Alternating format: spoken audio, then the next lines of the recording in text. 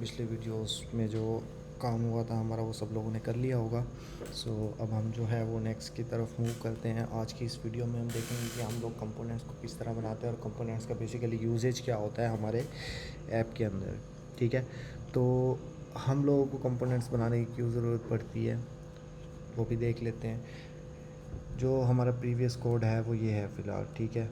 और हम लोग देख लेते हैं कि हम लोगों को कंपोनेंट्स क्यों बनाने हैं, क्योंकि देखिए हमारे पास जब चीज़ रिपीट होने लग जाती है तो हम उसको कॉमन करने की ट्राई करते हैं। ठीक है, कॉमन करने की ट्राई करने के लिए हम जो है उसको फंक्शंस, जैसे अब आप लोगों ने फंक्शंस का कॉन्सेप्ट पढ़ा है, जिसकी जो फंक्शंस की वजह से हमारा कोड जो है वो काफ़ी ऑप्टिमाइज़ हो जाता है। ठीक है, तो इसी तरह हम लोग अगर कोड को ऑप्टिमाइज़ करना है, जब हमारे पास एक चीज़ बार बार रिपीट हो रही है तो हम उसका कंपोनेंट बनाएंगे। बार बार रिपीट जो होने वाली चीज़ होगी उसका कंपोनेंट बनाएंगे, लेकिन कंपोनेंट देखेंगे भी सही कि वो क्या चीज़ है जो बार बार रिपीट हो रही है। अब हमारे पास एक इनपुट फील्ड और लेबल जो है वो बार बार रिपीट हो रहा है और सेम ही डिज़ाइन है, उसके अंदर सेम ही क्लासेस जो हमने लगाई हुई हैं और ये रिपीट हो रहा है बार बार, और इसका हमें कंपोनेंट बनाना है। ठीक है, और हमारे पास ये बटन है, ठीक है, इसके ये भी रिपीट हो रहा है हर जगह, तो हमें इसका भी कंपोनेंट बनाना है। लेकिन कंपोनेंट आपने इस हिसाब से बनाना है कि आप लोगों के पास वो डायनामिकली हो। देखिए हमारे पास बटन जो है वो डिफरेंट प्लेसेस पे जाके उसका कलर चेंज होगा, तो हमने ये चीज़ देखनी है वो कि हमने उसके अंदर कलर्स को जो है वो डायनामिक करना है कि वो किस तरह जो है वो कलर्स डायनामिक कर सकते हैं। ठीक है, अब समटाइम्स क्या होता है, जब कैंसिल का बटन होता है तो उसका कलर रेड होता है। ठीक है, और जब हम लॉगिन का बटन करेंगे तो उसका भी कलर चेंज होगा। ठीक है, तो इस तरह जो है हम कुछ जो है वो स्टाइल्स जो है वो डायनामिकली करेंगे। और इनपुट का आज की इस वीडियो में मैं एक इनपुट का कंपोनेंट बना के दिखाऊंगा और एक बटन का कंपोनेंट बना के दिखाऊंगा। जो चीज़ें फ़िलहाल हम यूज़ कर रहे हैं उसी के थ्रू चलेंगे, हम कोई एक्स्ट्रा लाइब्रेरी फ़िलहाल इसके अंदर इंस्टॉल नहीं करेंगे। ठीक है, और हम कंपोनेंट जो है वो बनाना स्टार्ट करते हैं। आप लोगों को कंपोनेंट्स का समझ आ गई होगी कि जो चीज़ हमारे पास मल्टीपल टाइम यूज़ होगी हमने उसका कंपोनेंट बना लेना है और उसके अंदर डायनामिकली डाटा पास करना है और फिर हमने उसको यूज़ करना है अपनी जिस जगह उसकी ज़रूरत होगी। ठीक है, SRC है, SRC के अंदर मैं एक और फोल्डर बना लेता हूँ, उसका नाम मैं रख देता हूँ कंपोनेंट्स। ठीक है, अब हम एक और फोल्डर बना लेते हैं। सबसे पहले हम बनाते हैं बटन का कंपोनेंट और एक और फोल्डर में बना के रख देता हूँ, उसका मैं बना देता हूँ इनपुट। ठीक है, बटन के अंदर मैं फ़ाइल बना देता हूँ index.js और इसका जो है वो कंपोनेंट बनाना स्टार्ट करता हूँ मैं।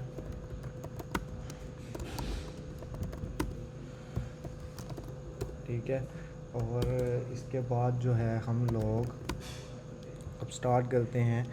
तो हमारे पास सबसे पहले एक तो आ सकता है हमारे पास स्टाइल्स। ठीक है, हमारे पास कलर्स आ सकते हैं। ठीक है, हमारे पास डिफरेंट कलर्स आ सकते हैं, उनको डिफरेंट कंडीशंस पे हमने हैंडल करना है, देखना है प्रॉप्स पास करके। मैं एक वेरिएंट्स का ऑब्जेक्ट बना लेता हूँ, ऑब्जेक्ट्स का उम्मीद है सबको आइडिया होगा। और यहाँ मैं फ़िलहाल कलर कुछ कलर्स को डिफ़ाइन कर लेता हूँ। मतलब ये कि हमारे पास प्राइमरी पर हमारे पास ये कलर्स आने चाहिए, जो कि मैं अभी यहाँ डिफ़ाइन करता हूँ VG इंडिगो। और इसका जो होना चाहिए डार्क वो 600 होना चाहिए। इसमें हमारा टेक्स्ट वाइट होना चाहिए और होवर के ऊपर मैं इसको कर देता हूँ एनेबल्ड और VG इंडिगो 700 और फोकस इसका मैं लगा देता हूँ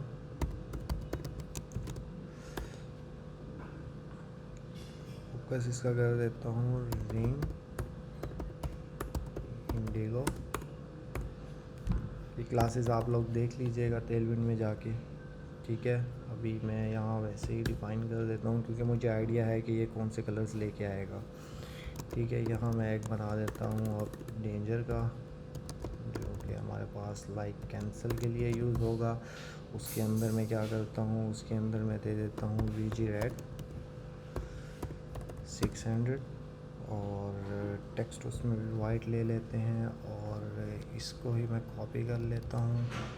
ठीक है। और इन्हीं को थोड़ा सा चेंज कर देता हूँ मैं रेड, और इसको रेड, ठीक है।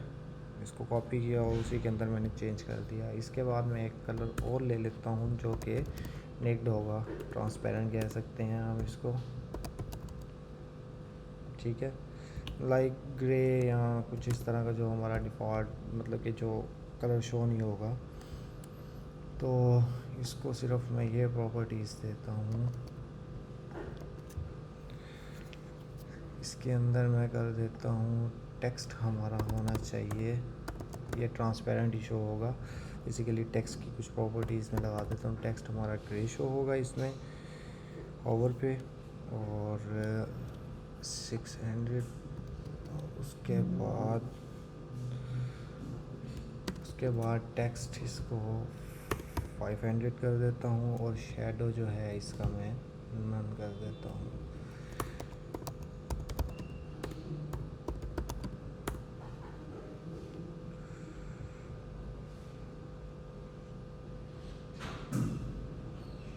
ओके, अब इसके बाद हमारे पास आ जाते हैं साइज़। ये बटन का साइज़ कुछ डिफ़ाइन कर लेते हैं हम। उसके अंदर हम लिख लेते हैं स्मॉल के अंदर हमारे पास क्या होगा, px पैडिंग। px की पैडिंग आप देख लीजिएगा कि किस किस जगह की पैडिंग को डिफ़ाइन कर रहे हैं, ठीक है।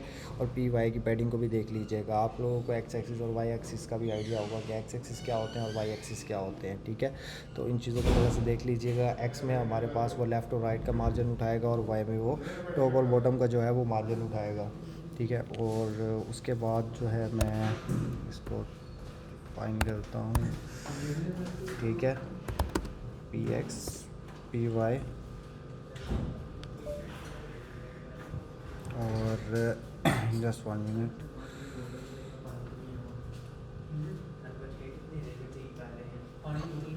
py में कर देता हूँ उसको 1, और टेक्स्ट में दे देता हूँ xx, और लीडिंग में कर देता हूँ 1, ठीक है। और उसके बाद एक मीडियम लिख लेते हैं।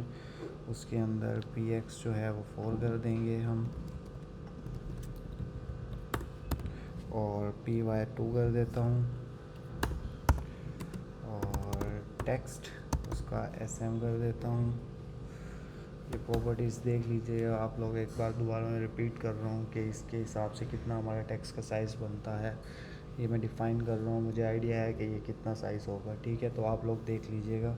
उसके बाद एक लार्ज ले लेते हैं हम, ठीक है। लार्ज के अंदर हम क्या करते हैं, इसी को कॉपी करता हूँ, px4 py2, और इसके अंदर सिर्फ हम टेक्स्ट जो है वो इंक्रीज़ कर देते हैं, ठीक है। अब हम लोग एक फंक्शन बनाते हैं, एक्सपोर्ट कॉन्स्ट बटन, ओके। और उसके बाद ठीक है, रिटर्न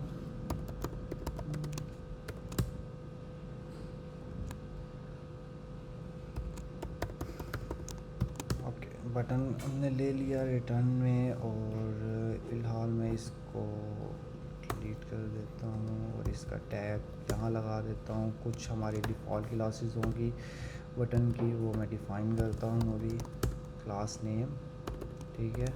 और यहाँ मैं डिफ़ाइन करता हूँ कुछ डिफ़ॉल्ट क्लासेस को, जिसमें मैं ले लेता हूँ। सबसे पहले हमारा बटन होना चाहिए इनलाइन फ्लेक्स, उसका जस्टिफाई सेंटर होना चाहिए,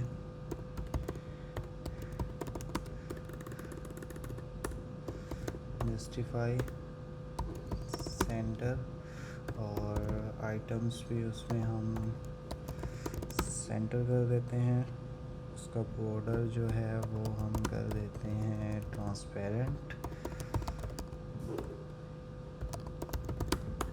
ठीक है। और उसके बाद हम लोग ले लेते हैं उसको राउंडेड जो है वो मीडियम कर देते हैं। फॉन्ट भी उसका डिफ़ॉल्ट में हम मीडियम, और शेडो उसका रख देते हैं मीडियम, शेडो एसएम कर देते हैं इसका। फोकस फोकस उसका कर देते हैं हम आउटलाइन, उसकी नन कर देते हैं। फोकस जब हम उस पर क्लिक करेंगे तो उसके ऊपर एक आउटलाइन आती है, उस आउटलाइन को जो है वो हमने नन कर दी है, ठीक है।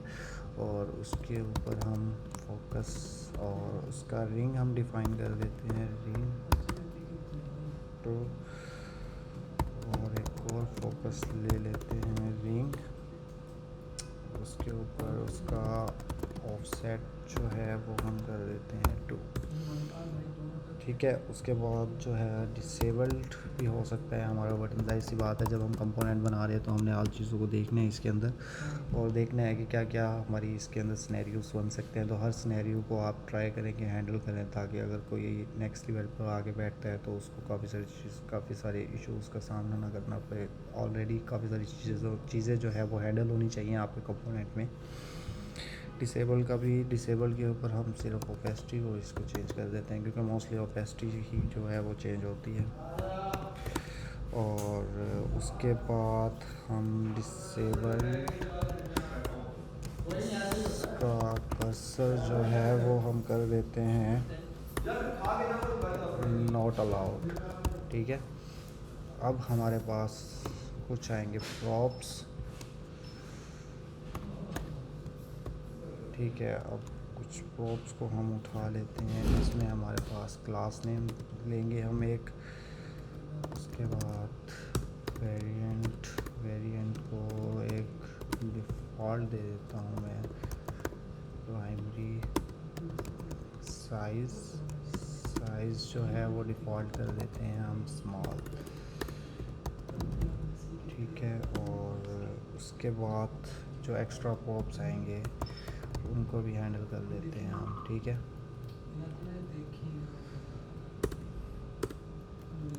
और इसके अंदर हम ले लेते हैं क्लास नेम, जो हमारे पास फर्स्ट प्रॉप आ रहा है। उसके बाद मैं ले लेता हूँ वेरिएंट्स,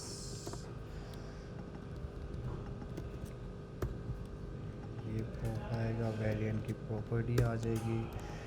उसके बाद मैं ले लेता हूँ साइज़, और साइज़ के अंदर हमारे पास आ जाएगा साइज़, ठीक है। और उसके बाद जो हमारे एक्स्ट्रा प्रॉप्स आ रहे होंगे उनको मैं वैसे ही यहाँ डिफाइन कर देता हूँ, ठीक है। हमारे पास ये एक बन गया का बटन का कंपोनेंट।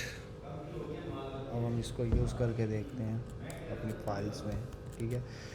इसको मैं कॉपी करता हूँ, और हमारे पास कौन सा पेज ओपन है, रजिस्टर के पेज पे जाता हूँ। फ़िलहाल मैं चाहता हूँ कि इसको डिफ़ॉल्ट के स्टाइल से लगे, ठीक है, क्विक फिक्स। और इसको मैं इंपोर्ट करता हूँ, सॉरी मैंने वहाँ कॉन्स्ट दिया हुआ है तो इसको कर्ली ब्रेसिस में मुझे लेके आना पड़ेगा, ठीक है। और ये हमारे पास कंपोनेंट्स, और ये हमारे पास एक आ गया बटन का कंपोनेंट। मैं इसको रिफ़्रेश करता हूँ तो यहाँ देखिए हमारे पास ये आ रहा है, ठीक है। बटन का कंपोनेंट हमारे पास वर्क कर गया। इसमें मैं साइज़ दे देता हूँ। अब मेरे पास साइज़ कौन सा थे, लार्ज का साइज़ में दे देता हूँ फ़िलहाल इसको, ठीक है। हमारे पास ये लार्ज का साइज़ आ गया। इसकी विड्थ जो है वो कम हो रही है, तो विड्थ जो है वो हम यहीं क्लास नेम में जौन सा है उसको दे देते हैं विड्थ, और इसको कर देते हैं फुल, ठीक है। हमारे पास ये एक बटन का कंपोनेंट बन गया जिसके अंदर हमने डिफरेंट जो है वो वेरिएंट्स पास किए हैं और साइज़ पास किए हैं, ठीक है। और अगर मैं यहाँ वेरिएंट चेंज करता हूँ और वेरिएंट में कर देता हूँ डेंजर, ठीक है, तो यहाँ हमारा बटन हो गया रेड, ठीक है। और अगर मैं वेरिएंट कर देता हूँ नेक्ड, देखिए ये हमारा बटन हो गया बिल्कुल ट्रांसपेरेंट। सो फ़िलहाल जो है हम प्राइमरी ही यूज़ करते हैं, जो हमारा डिफ़ॉल्ट वेरिएंट है, ठीक है। और ये हमारा एक बन गया बटन का कंपोनेंट, और इसी बटन के कंपोनेंट को जो है हम लॉगिन में भी यूज़ कर लेते हैं, ठीक है। ये हमारा आ गया साइन इन, इसको मैं हटा देता हूँ, इसकी इंपोर्ट कॉपी करता हूँ, ओके ओके, लॉगिन पे जाता हूँ तो हमारे पास लॉगिन का भी जो है वो कंपोनेंट आ गया है। ठीक है, अब हमें क्या करना है, अब आप लोगों ने देख लिया है कि हम लोग कंपोनेंट्स को किस तरह बना सकते हैं, हमें क्या क्या चीज़ें जो है वो रिक्वायर्ड हो सकती हैं, वो आप लोगों ने पहले ही देख लेना है, लिख लेना है कि हमारे इस कंपोनेंट में क्या क्या चीज़ें आ सकती हैं। एक प्रॉपर वे से कंपोनेंट बनाना है। फ़िलहाल जो है मैंने एक बटन का कंपोनेंट बनाया है, जिसके अंदर मुझे जो आइडिया है, हम लोग वेरिएंट्स को चेंज कर सकते हैं, उसके कलर्स को चेंज कर सकते हैं और उसके साइज़ डिफरेंट हो सकते हैं। तो ये जो चीज़ें हैं आप लोगों ने देख लेनी है, उसके हिसाब से साइज़ भी डिफ़ाइन कर देने हैं और कंपोनेंट्स भी डिफ़ाइन, और उसके हिसाब से वेरिएंट्स को भी जो है वो डिफ़ाइन कर देना है। तो जिस जिस जगह आप ये कंपोनेंट यूज़ होगा, आप लोगों को क्या करना पड़ेगा, सिर्फ उसके अंदर जाके वेरिएंट के अंदर उसका कलर दे देंगे और वही कलर जो है वो बटन यूज़ हो जाएगा और कलर वही लग जाएगा बटन को। ठीक है, तो बेसिकली हमारा इस कंपोनेंट में डायनामिकली जो डाटा पास हो रहा है, हमारे पास प्रॉप्स जो आएंगे उधर से, हमने सिर्फ क्लास नेम डिफ़ाइन किया है, वेरिएंट डिफ़ाइन किया और साइज़ जो है वो डिफ़ाइन किया है, प्रॉप्स। ठीक है, और बाकी जो प्रॉप्स आएंगे, अगर आप लोग कुछ एक्स्ट्रा प्रॉप्स ऐड करना चाहते हैं तो वो भी जो है वो हैंडल हो रहे हैं। ठीक है, एक्स्ट्रा प्रॉप्स जो है वो भी इसमें आप लोग लेके आ सकते हैं। ठीक है, कोई रेस्ट्रिक्टेड प्रॉप्स का वो नहीं किया मैंने। ठीक है, आप लोगों के एक्स्ट्रा प्रॉप्स भी आ सकते हैं। अब हम क्या करते हैं, अब हम ले बनाते हैं इनपुट का कंपोनेंट। ठीक है, और इसमें मैं बना देता हूँ index.js और इसको हम बनाना स्टार्ट करते हैं। और रिएक्ट फ्रॉम रिएक्ट। ठीक है, और इसके अंदर मैं बनाता हूँ एक्सपोर्ट कॉन्स्ट इनपुट। ठीक है, और इसको ये कर दिया मैंने। ठीक है, रिटर्न के अंदर अब हमारे पास इनपुट कंपोनेंट में क्या क्या हो सकता है। इनपुट कंपोनेंट के अंदर एक तो हमारे पास होता है इनपुट का टैग, उसके अंदर हमारे पास लेबल भी आ सकता है, हेल्पर टेक्स्ट भी आ सकता है और उसके अंदर एक एरर की फीड भी लगानी है हमने, क्योंकि सारी चीज़ें जो है वो इनपुट के अंदर हैंडल हो जाए। उसके अंदर हेल्पर टेक्स्ट भी आएगा, उसके अंदर हमारे पास लेबल भी आ सकता है जो इनपुट के ऊपर शो होता है, मोस्टली आप लोग देखते हैं, और हेल्पर टेक्स्ट जो है वो इनपुट फील्ड के नीचे शो हो रहा होता है। और एक हमारे पास एरर आएगा, अगर कुछ भी एरर आता है, इनपुट फील्ड वैलिड नहीं है या वो उसके अंदर डाटा रिक्वायर्ड है, तो हमें उसको एरर भी शो करवाना होता है। मोस्टली आप लोगों ने लॉगिन फॉर्म्स जो हैं वो देखे होंगे डिफरेंट वेबसाइट्स पे, किस तरह वो डाटा को हैंडल कर रहे हैं। ठीक है, तो उसका जो है वो हम देख लेते हैं, स्टार्ट करते हैं हम इसको बनाना। ठीक है, और यहाँ मैं सबसे पहले इनपुट ही ले लेता हूँ। ठीक है, और इनपुट के अंदर मैं देख लेता हूँ, हमें एक तो टाइप रिक्वायर्ड होगा। ठीक है, टाइप क्या है, उसके बाद हमें नेम, इनपुट का नेम आ जाएगा। उसके बाद हमें आईडी। ठीक है, उसको हम ले लेते हैं इनपुट आईडी। उसके बाद हमें रिक्वायर्ड होगा डिफ़ॉल्ट वैल्यू। ठीक है, और इधर मैं कर देता हूँ डिफ़ॉल्ट वैल्यू। उसके बाद हमें रिक्वायर्ड हो सकती है क्लास नेम। यस, ठीक है, तो क्लास नेम भी देख लेंगे हम। ठीक है, क्लास नेम के अंदर जो है वो कुछ क्लासेस को डिफ़ाइन करना होगा, हम लोग वो देख लेंगे बाद में किस तरह उसको डिफ़ाइन करना है। ठीक है, और उसके बाद हमारे पास एक और प्रॉपर्टी होती है, उसको बाद में देखता हूँ। इन प्रॉप्स को मैं डिफ़ाइन कर देता हूँ इसके अंदर। नेम भी मैं यहाँ से ले लेता हूँ। इनपुट आईडी जो है वो देख लेते हैं कि उधर से लेनी है या हम यहीं डिफ़ाइन कर लेते हैं इनपुट आईडी। ठीक है, वैसे यू आईडी होगी बेसिकली ये। यू आईडी आप लोग उधर से भी निकाल सकते हैं या इधर से भी निकाल सकते हैं। इनपुट आईडी जो भी आपने देनी है वो दे दीजिएगा। ठीक है, और ये हमारे पास आ जाएगी डिफ़ॉल्ट वैल्यू। ठीक है, अब हमने क्या करना है, हमारे पास ये एक इनपुट का कंपोनेंट बन गया और उसके अंदर हमारे पास हमने जो देखा था, हमारे पास आ सकता है लेबल। ठीक है, अब यहाँ एक और प्रॉपर्टी ले लेता हूँ लेबल।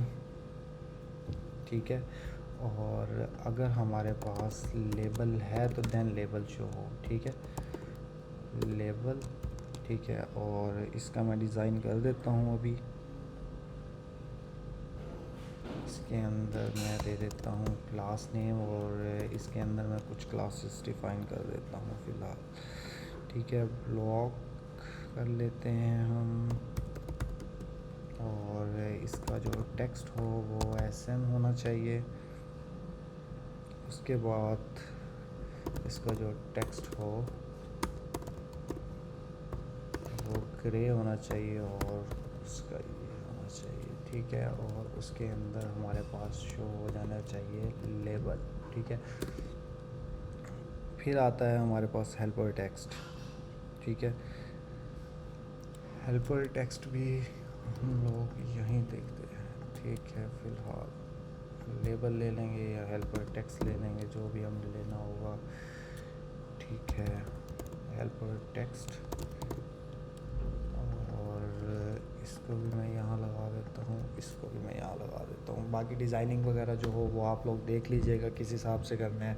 इधर एक क्लास डिफ़ाइन कर लीजिएगा, और उसके हिसाब से अपने इनपुट का कुछ जो है वो बेहतर आप लोगों ने डिज़ाइन कर लेना है। फ़िलहाल मैं ये सिर्फ एक कंपोनेंट बना रहा हूँ, ठीक है। बाकी जो डिज़ाइन का काम होगा वो फिर आप लोग टेलमेंट की CSS की क्लासेस जो है वो लगा लीजिएगा, ठीक है। अभी मैं एक एरर की फील्ड भी बना देता हूँ, हमारे पास एरर भी आ सकता है इसमें, एरर को भी डिफ़ाइन कर देता हूँ, ठीक है। और इसका एक क्लास बना देता हूँ यहाँ एरर, ठीक है। और एरर के अंदर जो है इसको मैं कर देता हूँ empty2 text SM text red, और इसको 600, ठीक है। और इसके अंदर हमारे पास अब कुछ चीज़ें जो है वो रह गई हैं, ठीक है। वो चीज़ें क्या है, वो चीज़ें ये हैं कि आप लोगों ने करना ये है, इसके अंदर आप लोगों ने डिज़ाइन लेके आना है, ठीक है। इनपुट का एक अच्छा सा डिज़ाइन बनाना है आप लोगों ने, जो कि यहाँ एक बेहतर लगना चाहिए। तो फ़िलहाल जो है वो मैं कॉपी कर लेता हूँ, जो हमारे पास करंट इनपुट का डिज़ाइन पड़ा है मैं उसी को कॉपी कर लेता हूँ यहाँ से, ठीक है। और इसको मैं ले जाता हूँ अपने इनपुट के कंपोनेंट में, और इसको मैं डिफ़ाइन कर देता हूँ इधर, ठीक है। अब बाकी हमारे पास फ़िलहाल हमारे पास लॉगिन का कंपोनेंट ओपन है, हम लॉगिन के कंपोनेंट में जाते हैं, ठीक है। इधर अपने कंपोनेंट को डिफ़ाइन करते हैं, और इसके अंदर अब हम अपनी प्रॉपर्टीज़ देते हैं, ठीक है। हमारे पास लेबल है, लेबल के अंदर हमने क्या देना है, यूज़र नेम, ठीक है। हमारे पास यूज़र नेम आ गया। दूसरा क्या है हमारे पास, इनपुट के कंपोनेंट में हमें क्या चाहिए, नेम, ठीक है।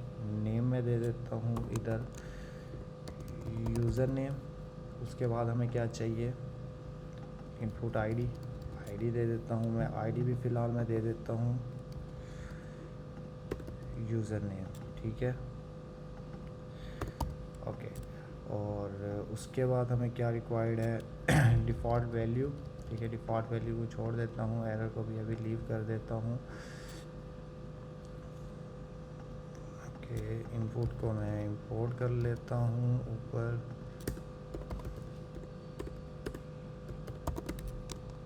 ओके। ये कंपोनेंट्स, और ये हमारे पास आ गया इनपुट, ठीक है। अब हमारे पास ये एक इनपुट आ गया। अब मैं इसको यहाँ से फ़िलहाल हटा देता हूँ, और देखते हैं क्या होता है। तो देखिए हमारे पास फ़िलहाल स्टिल वैसे का वैसे ही है, सिर्फ फ़ॉन्ट का इशू आ रहा है। लेबल के अंदर मैं यहाँ जाता हूँ, और इसके फ़ॉन्ट को भी जो है वो बोल्ड कर देता हूँ, ठीक है। देखिए अब हमारे पास ये इनपुट का कंपोनेंट था वो भी हमारे पास बन गया, हम लोगों ने उसका डिज़ाइन भी सेट कर दिया है, ठीक है। अब आप लोगों का क्या टास्क है, आप लोगों ने अपनी जो ये फील्ड्स बनी हुई हैं, ठीक है, इन सब को जो है वो इनपुट के अंदर कन्वर्ट कर देना है, ठीक है। और अगर आप लोग डिज़ाइन बेहतर कर सकते हैं तो आप लोग डिज़ाइन बेहतर कर लें। अब आप लोग एक दोबारा रिपीट कर देता हूँ, हम कंपोनेंट को किस लिए यूज़ करते हैं, हमारे पास चीज़ें जो है जब रिपीट हो रही होती है तो हम उनके कंपोनेंट्स बना लेते हैं, ठीक है। और कंपोनेंट्स कुछ इस तरह से होना चाहिए कि उसमें डायनामिकली डाटा आना चाहिए, जैसे कि आप लोग यहाँ देख रहे हैं टोटल जो है वो डायनामिकली डाटा आ रहा है, ठीक है। बटन के कंपोनेंट की एग्जांपल लेते हैं तो हम लोगों ने कुछ डिज़ाइन जो है वो प्री डिफ़ाइन कर दिए हैं, ठीक है, यहाँ डिफ़ाइन कर दिए हैं। हम लोगों को वहाँ से डायनामिकली क्या चाहिए, अब सिर्फ वहाँ से वेरिएंट का नेम चाहिए। अगर डेंजर आता है तो उसको ये वाला डिज़ाइन लग जाएगा, क्लास के अंदर आ जाएगा, ठीक है। उसके बाद मीडियम आता है तो उसको ये क्लास लग जाएगी, ठीक है। ये क्लासेस ही बेसिकली डिफ़ाइन की हुई हैं जो डायनामिकली क्लास नेम के अंदर आ रही है, ठीक है। तो इस तरह जो है वो डायनामिकली डाटा आएगा। इस तरह आप कंपोनेंट्स बना सकते हैं। मज़ीद अगर अभी कंपोनेंट्स की कुछ समझ नहीं आई तो आप लोग मज़ीद मुझसे पूछ सकते हैं वीडियो के कमेंट्स में। तो अभी आज का जो टॉपिक था हम लोगों ने कंपोनेंट्स को कवर किया थोड़ा सा। बाकी मज़ीद आप लोग कंपोनेंट्स की प्रैक्टिस करें, कंपोनेंट्स को देखें। कुछ चीज़ें जो हैं वो आप लोग स्टाइल को बढ़ा सकते हैं, जैसे कि मैं लार्ज तक लेके गया हूँ, आप एक्स्ट्रा लार्ज कर लें, कुछ कलर्स इसमें डिफ़ाइन कर लें, आप वहाँ बटन को एक्सपोर्ट करें, ठीक है, साइज़ बढ़ा लें। उस हिसाब से आप लोग चीज़ें जो है वो हैंडल कर सकते हैं। क्लास नेम ऑलरेडी डिफ़ाइन कर दिया। अगर कोई कस्टम क्लासेस देना चाहता है तो कस्टम क्लासेस भी दे सकता है, ठीक है। And thank you everyone. So अगली जो वीडियोस हैं उसमें हम लोग देखेंगे। अभी हम लोग हुक्स की तरफ नहीं गए, अभी हम लोग जो है वो डिज़ाइनिंग को कवर कर रहे हैं और आर्किटेक्चर के बारे में समझ रहे हैं रिएक्ट के, ठीक है। नेक्स्ट वीडियो उसमें मैं मज़ीद एक्सप्लेन करूँगा। Thank you everyone.